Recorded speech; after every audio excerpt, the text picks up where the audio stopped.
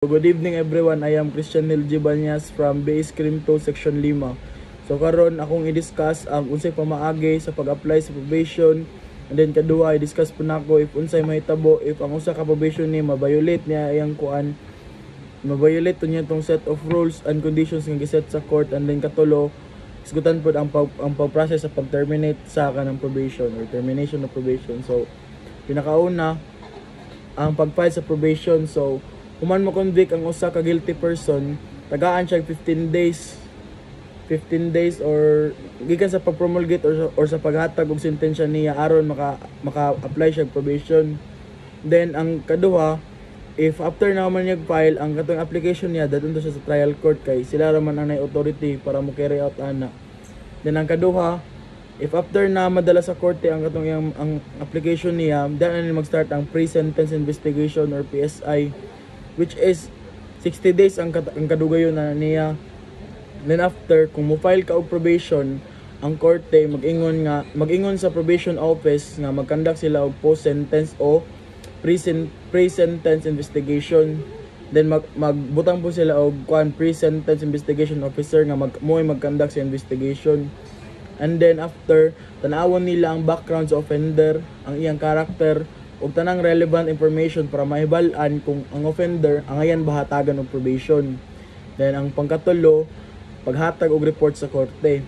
Inighuman sa investigation, maghimo ang probation officer og report nga ginatawag og PSIR or pre-sentence investigation report, ug kani dapat ni ipasa dito sa korte.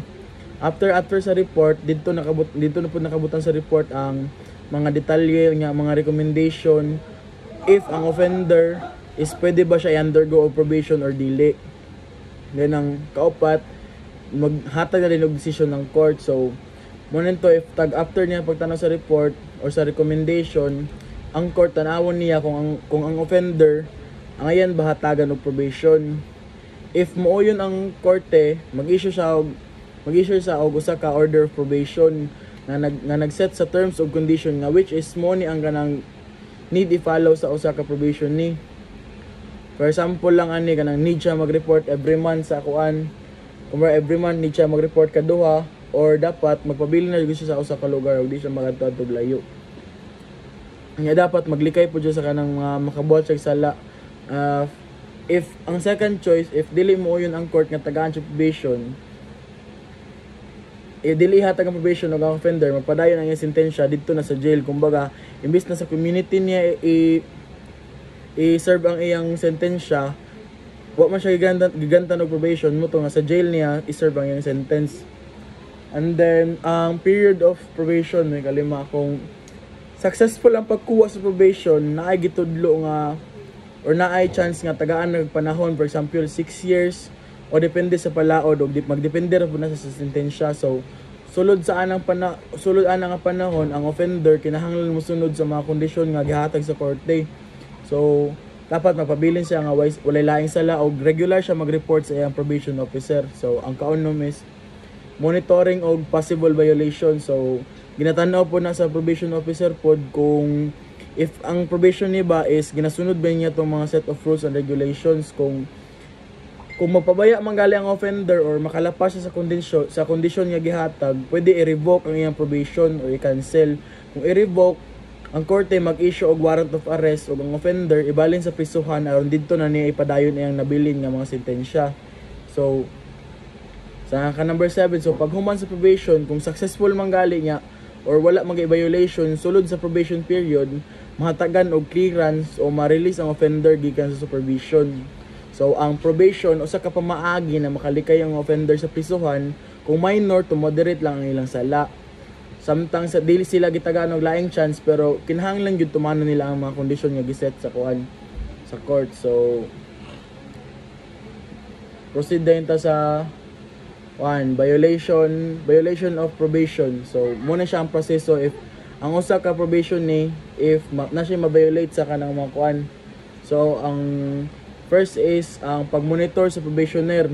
So ang supervising probation officer or SPO magbantay o mag-monitor siya o nasunod ba sa probationer ang tanan terms ug condition nga giset sa korte. So after niya mo kuan, mag-submit siya og kuan violation report if naa man gali violation nga gibuhat. So kung makita sa supervising probation officer nga nakalapas ang probationer or nakabuhat siya mali nga di dapat buhaton, for example kanang dili siya maka-report sa sakto nga oras or nag-commit siya laing nga crime or wala man gyud siya nisunod sa ubang mga condition, maghimo siya og violation report. So sa report ihatag ang klaro nga rason, ebidensya o rekomendasyon kung unsay angay buhaton sa usa ka probationer nga nakalampas sa katong mga rules o regulations nga dapat i-follow niya. So after niya maka-file na violation report, dapat iyan na ipasa sa Chief Probation Officer para ma-review o makapirma aron ma-file na pud sa korte katong iyang ang kaso niya. So ang katulo is pagdungog sa korte. So diri na din ang dayon kana murag summary hearing or investigation if ang usa ka probation ni nabagod siya na commit nga crime or kana nabagod siya na lapas nga mga rules or regulations. So ang court kay magpahigayon siya hearing aron paminawon ang duha ka side. So ang probationer o ang probation officer muna nga ang probationer pwede siya nga magkuan siya legal counsel niya mag-uban niya ang korte. Pwede pod nga mangita ang korte og basis good nga if kana ba siya nga probationer if nabagid siya na buhat nga mali or kanang nabagi sakto nga basis ang reklamo nga gibuhat sa gikan nga sa probation officer. So ang sa kaupat is maghulat na din ang desisyon sa korte dayon. So naay tulo ka buok nga posible nga mahitabo sa modification. Pwede usbon or dungagan ang mga kondisyon sa probation. For example, pwede himuon nga mas dapat good inaani gyud nga adlaw dapat maka-report na siya or dapat scheduling gyud ang iyang gyud pag-report or pwede po dungagan ang iyang community service muna siya sa modification. While sa revocation, kung grabe na gyud kay ang violation nga gibuhat niya, pwede po nga walaon na lang ang iyang probation o ipa-serve na lang sa iya ang iyang tinuod nga sentence sa jail na lang, which is dili ug unsa gyud nakabutang siyang gyud sentensya mo na gyud yung i-serve sa jail, di na lang to niya i-serve sa community. Muna ma-revoke ra ang ang probation if ang usa ka probation is na sinabuhat nga kanang lala na gid kayo. And then ang katulo is natay ginatawag nga continuance. So pwede i-allow nga magpadayon ang probation sa original nga terms o uban panggamay nga pagbag-o, depende ra na sa pagsabot sa korte. So dayon mahisgutan po nato diri ang absconding probationer. So for example, ang absconding probationer is wala mag-report sa initial supervision sulod sa 72 hours or tulok adlaw. Human nadawat niya ang iyang order o wala niya mahibaw ay ang nahimutangan supervision sulod sa 5 ka adlaw.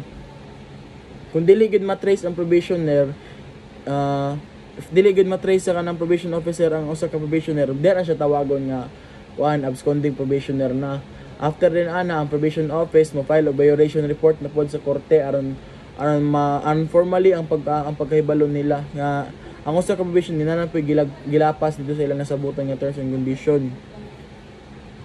And then mo proceed na din ta sa termination of probation. So muna na siya ang last sa need na mo explain. So sa final or termination report, sa dili pa mahuman ang imong probation period, ang probation officer mo submit siya og final report or ginatawag sab siya na termination report sa trial court.